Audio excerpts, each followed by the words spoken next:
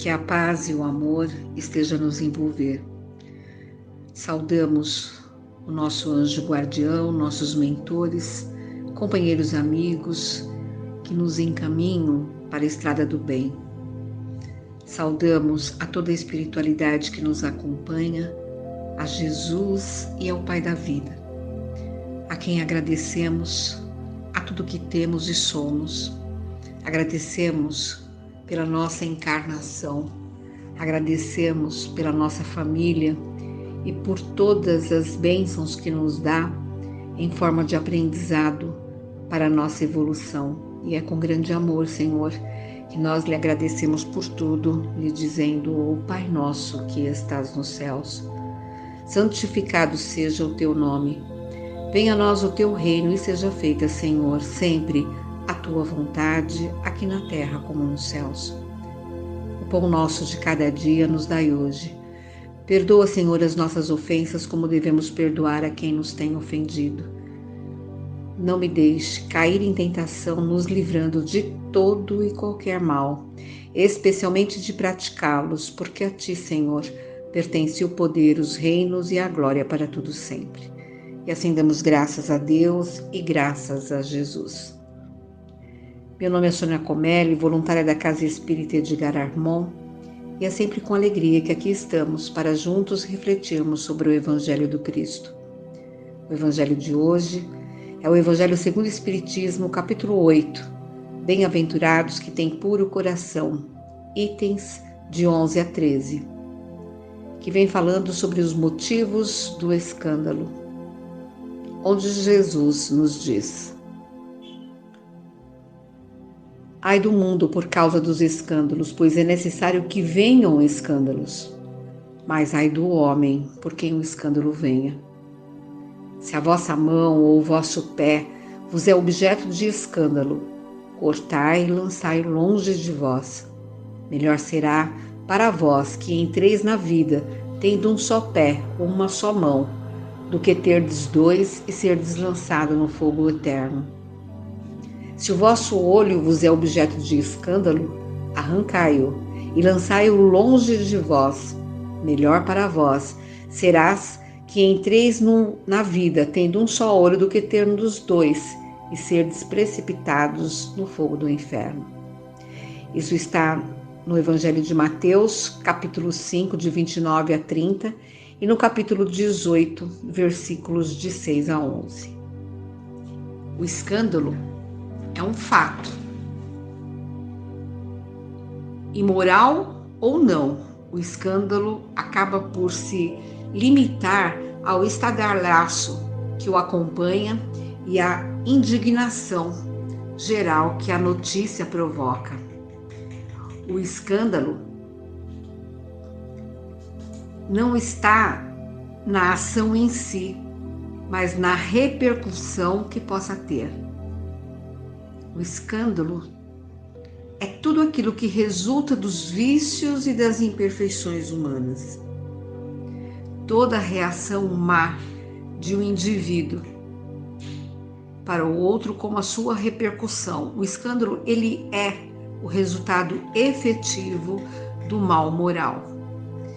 Quando Jesus diz que os escândalos são necessários, é porque estamos num planeta de provas e de expiações, e dessa forma, os próprios homens se punem a si mesmos, entrando em contato com seus vícios. E a reação desses vícios é que serve de castigo e, ao mesmo tempo, de prova para muitos. Exemplo, um filho que é ingrato é uma punição ou uma prova para o pai que sofre com isso, porque esse pai talvez tenha sido também um mau filho e fez sofrer o seu próprio pai. E o seu filho, sendo ingrato, também receberá, através do seu filho, da lei da ação e reação, lá no futuro, também essa ingratidão. Escândalo é tudo de errado que eu possa fazer, até mesmo aquilo que eu fiz e ninguém sabe, só Deus e Jesus. seja através dos meus pensamentos, atitudes que geram o mal. Muitas pessoas se escondem do escândalo porque este lhe faria sofrer o orgulho e lhe causaria perda de consideração da parte dos homens. Então, desde que seus erros fiquem ignorados, é quanto basta para que lhe conservem um pouco de repouso em sua consciência. São, como Jesus diz, sepulcros branqueados por fora, mas cheios por dentro de podridão. Vasos limpos no exterior e sujos no interior. Todos tentam esconder suas atitudes erradas, pois seria motivo de escândalos, e as esconde, pois aos olhos dos homens seriam limpos por fora e sujos por dentro. Muitas vezes, quem fez o mal é educado, cordial, gentil com as pessoas, e as pessoas olham e dizem: ali vai um homem de bem. Entretanto, ele tem dentro de si raiva, rancor, sentimento de vingança, inveja, pensamentos tortos. Então, estão sim praticando o mal. Verdadeiros lobos em pele de cordeiro.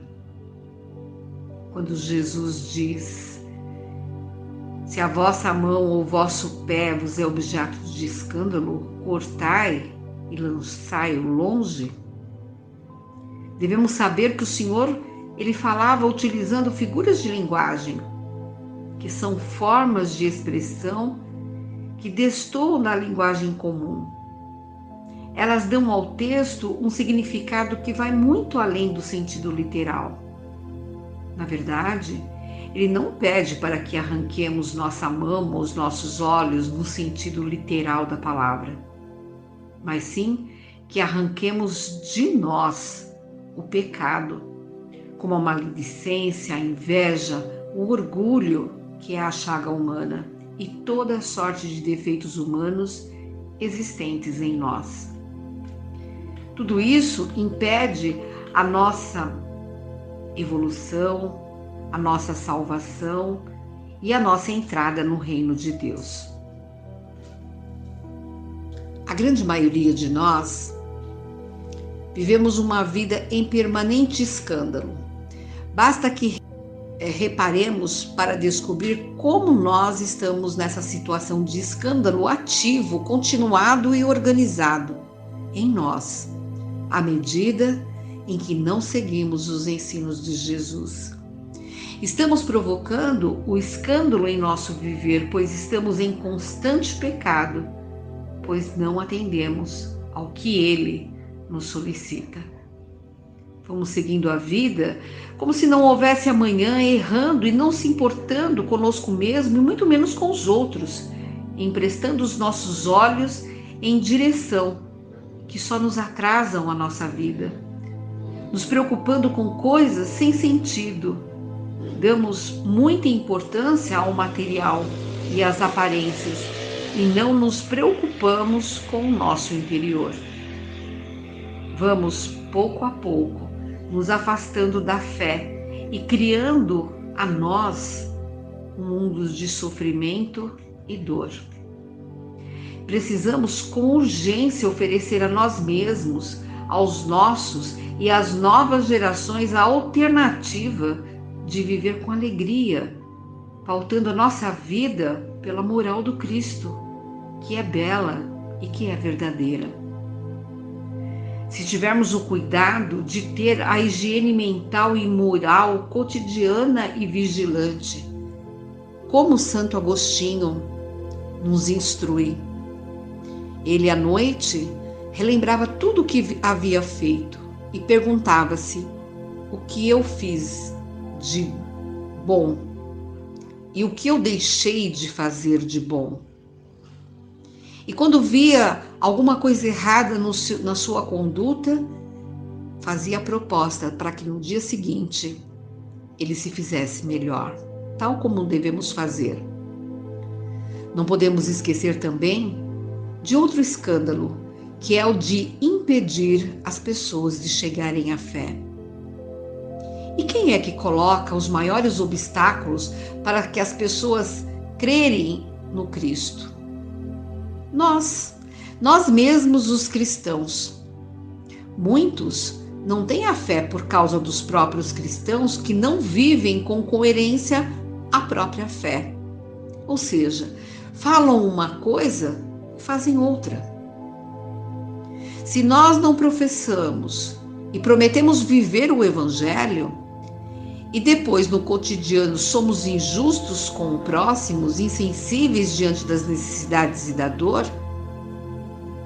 impedimos que as pessoas tomem a sério a palavra de Deus, uma vez que nós dizemos que somos cristãos, mas agindo assim, a julgar as pessoas, a falar uma coisa e fazer outra, não estamos sendo cristãos, não estamos seguindo a palavra do Senhor. É verdade que há também pessoas que não têm fé por preguiça de se fazer melhor ou mesmo por maldade. Mas há muitos que combatem a fé exatamente por causa do contra-testemunho cristão. Então devemos nos esforçar para não provocar escândalos através do nosso modo de agir. Que a humilhação provocada pela consciência do pecado possa nos conduzir à conversão urgente, que a palavra de Deus abata em nós o nosso orgulho, a nossa falsa boa imagem. Sobre a nossa humilhação e sobre o nosso arrependimento, a palavra de Deus tem o poder de fazer florir a conversão e a coragem para combater os escândalos e para não sermos nós o empecilho que impede o acesso à fé no Cristo. O fruto do escândalo são consequências das provas e expiações que provém do livre-arbítrio. Pensemos que tudo a nós é permitido, mas que não devemos deixar que nada nos domine, como adverte o apóstolo Paulo, que diz: tudo posso, mas nem tudo me convém. Disse Jesus que o escândalo ele é necessário para termos lições, para que não fiquemos acomodados. O escândalo ele é necessário para que seja olhado e para que possamos ver a necessidade de ver e saber que é necessário mudar interiormente. E só assim a criatura irá trabalhar em si para melhorar a sua reforma íntima. Mas Jesus diz: ai do homem que provocar o escândalo. Existe no texto a questão de dizer: corta a mão, corta a perna, arrancai o olho mau. O que Jesus quer dizer é cortar a mão não no sentido literal. Nada disso é necessário. Se você controla a si mesmo, os seus pensamentos, os seus sentimentos, que não tem em si o ódio, a inveja, a maledicência, e passa a olhar só o bem, para que o bem se faça dentro de si. Assim, não haverá violência e o desejo do mal. Essa necessidade de sofrimento, de castração, de amputação, ela é superada pela razão. O Espiritismo, ele explica que é bom que passamos a vir a essa encarnação não tendo esses desejos no mal. E muito pode se explicar por que se nasceu com esta ou com aquela deficiência. Por exemplo, sem os braços, que pode ser que em encarnações anteriores, por exemplo, tenha tirado a própria vida com suas mãos. E assim, nasce sem para viver sem elas e poder evoluir no bem. E ninguém precisa ser perfeito fisicamente, ser rico, pobre, mas sim ter a vontade genuína de querer fazer e se esforçar para realizar para promover o bem em si. Ser, enfim, um vaso interior de coração limpo e estar atento aos ensinos de Jesus. Para isso, é preciso saber quem de fato somos, olhar para dentro de si e ver o mal que não podemos alimentar em nós. Por exemplo, se eu tenho facilidade para falar mal das pessoas, quando eu estiver numa roda onde isso aconteça, se afaste. Se eu tenho problemas com bebida, então eu evito lugares onde promova o uso do álcool, até chegar ao ponto que entenda que se o outro faz, eu não farei, pois eu trago em meu coração os ensinos amorosos de Jesus, e é dele que eu quero me aproximar, para que esteja junto a mim, sempre. Busco o bem em tudo que possa fazer, a começar, saber que todos nós somos iguais, que todos estamos percorrendo o caminho do bem e que não produzamos escândalos em nosso viver, para assim almejar o reino dos céus. Eu vou contar aqui uma pequena história do livro Almas em Desfile, que vem falando de os vira-latas. Então diz que tinha um menino, filho de um grande industrial, e que essa família havia ido a um lugarejo. E o Manuel, que era um menino, Nelito, de 4 anos, ele entrou pela mata que circundava toda a redondeza e sumiu. E foram 2 longas horas de expectativa. A senhora Lucy, sua mãe, chorava ao pé do marido preocupado. Amigos chegando, servidores em movimento, e lá estavam as pessoas mais relevantes da vila. O médico, o sacerdote, o juiz e alguns professores e até o antigo advogado Dr. Nascimento Júnior, muito conhecido pela sua intransigência religiosa. Mas também apareceu humilde o Florencio Gama, que era o diretor da casa espírita recém-fundada. Ele chega ao portão sustentando 2 cães arrepiados e com corda curta. E logo ouviu o Dr. Nascimento chamar: Florencio, Florencio, venha cá. Talvez desejando humilhá-lo, pronunciou então um grande sermão. Não estimava saber que um templo espírita se erguera. Ele sabia que o Florencio era um bom homem. Entretanto, ele não queria vê-lo nas fileiras espíritas e acrescentava de que os espíritas não eram cristãos tradicionais. Não tinham classe, discutiam livremente o Evangelho do Senhor e por isso parecia desrespeito. A doutrina espírita, ao seu ver, constituía desordem de movimento do povo. Não tinha pastor visível, não tinha uma linha aristocrática na direção. E ele então sabia que aquela hora era inoportuna, mas não podia furtar-se ao ensejo. E a presença do Florencio àquela hora só servia para aumentar o desagrado do Dr. Nascimento, que pensava ele ser um verdadeiro escândalo tal homem estar entre os mais devotados cristãos do lugar. O Florencio ouviu tudo calado e explicou que simplesmente estava ali para cooperar na busca do menino. E pediu uma roupa usada pela criança. A mãe o atendeu. E em seguida ele solicitou a presença dos cães que habitavam na casa. E vieram à sala 4 bulldogs solenes, 5 dinamarqueses fidalgos e 2 fox terrier e uma cadelinha basset. O Florencio, então, pegou a roupa da criança para que os animais pudessem cheirar, mas estes nem se moveram. A seguir, ele repetiu a operação com os seus cãezinhos, os vira-latas, que latiram impaciente e, quando libertos, correram para a mata, voltando daí a um tempo, ladrando alegremente. E o Florencio disse: sigamo-nos. Tudo indica de que a criança foi encontrada. E todo o grupo avançou na mata. Com efeito, em pouco tempo, seguindo os cães, surpreenderam a criança dormindo num monte de palha seca. Os animais estavam felizes, como quem havia cumprido o agradável dever. E todos estavam muito alegres.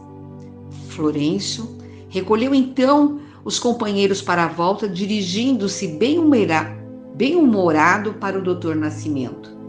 E lhe disse: olha a lição, doutor. O senhor de certo enganou-se ao dizer que a doutrina espírita não possui representantes respeitáveis.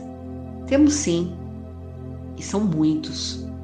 Agora, quanto a sermos uma religião do povo, lembre-se de que os cães de raça, embora valiosíssimos, ficaram em casa, emproados e preguiçosos, mas os nossos cachorros, anônimos e vira-latas, não hesitaram. E terminou contente. Conforme o senhor disse, os espíritas podem ser os vira-latas do canil terrestre, segundo o seu conceito, mas procuram trabalhar aprendendo a servir e não provocando escândalos à sociedade. Que todos nós possamos refletir sobre tudo isso e que nós não sejamos aqueles que vai provocar os escândalos. E assim agradecemos a Deus e a Jesus, agradecemos a toda a espiritualidade e vibramos muito amor por todo o planeta Terra, por cada cantinho de dor, por todas as lágrimas de mãe, por todos os jovens no caminho das drogas. Vibramos muito amor por todos os países em conflitos, pela guerra em curso, para que o nosso Senhor possa ter misericórdia da raça humana. Vibramos muito amor pelo nosso país, nossa gente, nosso governo. Pedimos a misericórdia tua, Senhor, para a nossa pátria. Vibramos muito amor para todos que estão ouvindo essa preleção. Que sejam abençoados por ti em todos os sentidos da vida. Vibramos por todos os trabalhadores da Casa Espírita Edgar Armon e todos os seus assistidos, que todos possam ser envolvidos pela tua graça e pela tua santa misericórdia. Agradecemos, Senhor, por cada oportunidade que nos dá de nos fazermos melhores, evitando os escândalos em nós, nos afastando do mal e nos esforçando para sermos pessoas melhores e poder um dia querer almejar o reino dos céus. E é com grande amor que nós agradecemos por tudo, lhe dizendo: Senhor, vemos pedir a paz, a sabedoria e a força. Queremos olhar hoje o mundo com os olhos cheios de amor. Queremos ser pacientes, compreensivos, justos, sensatos e querendo ver somente o bem de cada um. Cerra os nossos ouvidos a toda calúnia, guarda nossa língua de toda maldade, que só de bênçãos se encha o nosso espírito. E que sejamos tão bondosos e alegres que todos que se achegarem a nós sintam a tua presença. Reveste-nos, Senhor, da tua graça, para que no decurso desse dia, desse mês, de nossa vida, nós possamos te revelar a todos. E assim damos graças a Deus e graças a Jesus. Muito obrigada pela oportunidade.